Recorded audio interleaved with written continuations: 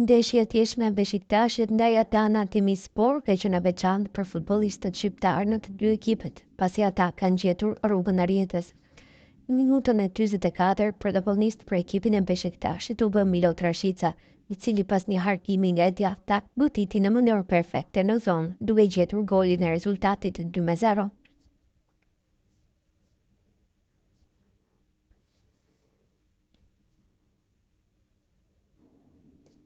Por, para fundit të pjesës së parë, ati u përgjish nga ana tjetër Arta Kurtulan, futbollisti i cili ka qenë titullar fiks i Adana Demirsporit në këtë sezon, por është injoruar vazhdimisht nga trajneri kontare Silvinho, u tregua javë të kthente në rrjet një top që ishte përplasur në krahaversën e portës së Beşiktaşit.